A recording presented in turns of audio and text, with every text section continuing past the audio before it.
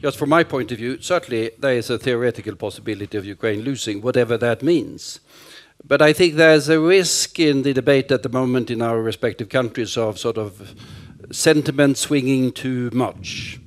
As Niall referred to, we remember sort of the autumn of, not last year, but the year before last, when everyone expected Ukraine to win very quickly.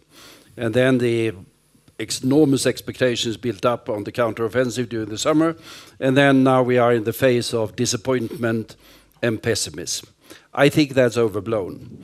Look at, and we are all aware of the pain of Ukraine, of this particular war. The suffering, the pain, the sacrifices, and of course they are mounting by the day. But look at the weakness of Russia. We tend to forget that. I think it's rather amazing. We are now nearly 2 years into this war. And if you look at the expectations that were there in the West when Russia launched its war, it was that they were going to conquer Ukraine 5 days, 1 week, 2 weeks. There was no one. Well, there was one exception, but that's an interesting story in itself. Literally no one that believed that Ukraine was going to defend itself for a very long time, because this Russian might was there. One of the mightiest armies of the world, with a country that had built up that military potential for decades, with masses of people, masses of tanks, masses of virtually everything. Where are we now? Well, Ukraine is still there, mildly speaking. Ukraine has even been sort of taking back territory, although it was some time ago.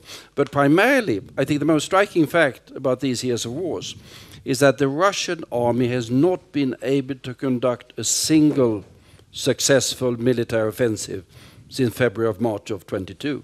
Not a single successful military offensive of significance for the entire duration of the war. I mean, they can take sort of Aleppo, Mariupol, or Bakhmut to rubble. That's perfectly doable. But that is not the way you conquer a country. That is the way you can destroy the one location after the other. But the fact that this mighty military machine has been failing so miserably as it has, apart from the first week when they, by sheer surprise, managed to conquer some territory, is quite amazing. And it's not because they haven't been trying. As you said, wartime production, that's been going for quite some time. Mobilizations of hundreds of thousands of Russians have been mobilized, trained to send to the front, and they failed time after time. I'm not saying that they couldn't succeed with the one or the other offensive. It could happen. But I'm just warning, we shouldn't build Russia too high is when we are seeing sort of the problems of not Ukraine winning sufficiently fast. Second point, I think Niall is entirely right in sort of, and you all, by the way, there need to be arguments that are stronger with the US public, because they are clearly looking at the world in a somewhat different way. I don't blame them. They are word power. They have to look at the entire world. And then this is a minor thing, and they have major things, and they need to see the consequences of what would happen in Ukraine. Europeans, I'm amazed by the fact how European public opinion is holding up on this. I did not expect that 2 years ago. I remember ECFR, where I'm sure we issued a report that we feared, that was more than a year ago, saying war fatigue is going to set in. It did not set in. Look at the European figures of public opinion. That's how even Portugal, which is as far as you can get, very strong support for Ukraine. And there are the problems with the Hungarians, or with Viktor Orbán to be precise, but I think you can expect the European package of 50 billion to be approved. We are on track, European countries, but there are significant difficulties that are unavoidable. Expanding artillery production, artillery munitions production to 1 million a year. Significant problems expanding production capabilities, and there are ingredients that are very difficult to get hold of. The problem is that artillery ammunition these days is a much more sophisticated thing, much more expensive, much more sophisticated than if one goes back to the time when I was in military service. Much more powerful in terms of its effect as well, but production is somewhat more complicated. So there are a couple of good things in the picture. And I think that Europeans understand that this conflict is, if I take away Ukraine from the picture for a while, it's a question of either we managed to extend the stability that we managed to achieve in Western and Central Europe. Shouldn't remember that historically these were areas of wars. The stability that we have managed to achieve, we extended gradually eastwards. With Ukraine in EU and NATO, the alternative is the instability in the east will extend westwards gradually. Because Russia winning is not stability. Russia winning is profound instability in the rest of Europe for years and years to come. And I think that understanding is there with the Europeans. America is somewhat different for obvious geographical and historical reasons. There is a potential trap there, but I don't think the West has fallen into it. The West is, if I might interpret Europeans, and Niall could do the American side of it, there's a wish to defeat Putin. No question about that.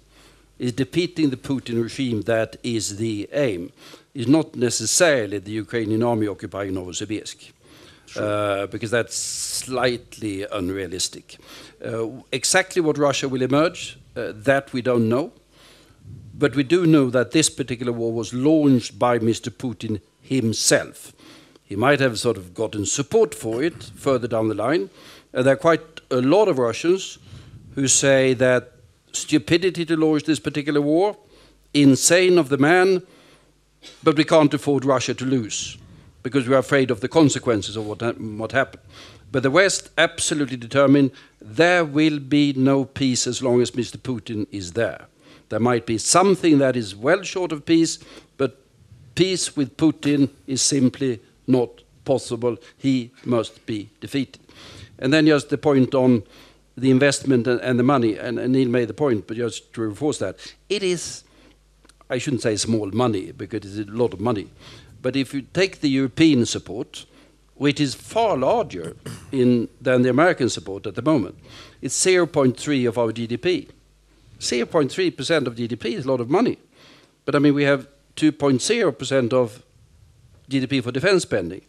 I would, no one else would say that, I would gladly take down our defense spending to 1.7 if I could spend that 0.3 to Ukraine. Because with Ukraine succeeding, sort of is the defense not only of Ukraine, it is defense of every European country. So the money is there if the political will is there. And it's a question of keeping up the political will. And then just make that final comment from my side. What is war? War is a battle of weapons, no question about that. We discussed quite a lot of that. But war is primarily a contest, a battle of wills. It's the question, who has the will to win? That will decide it at the end of the day. And that is also the reason why the Ukrainian army, with all of the deficiencies and all of the limitations in terms of weapons, has been performing better than the Russian army, which has far superiority in all weapons that you can think of, but doesn't have the will.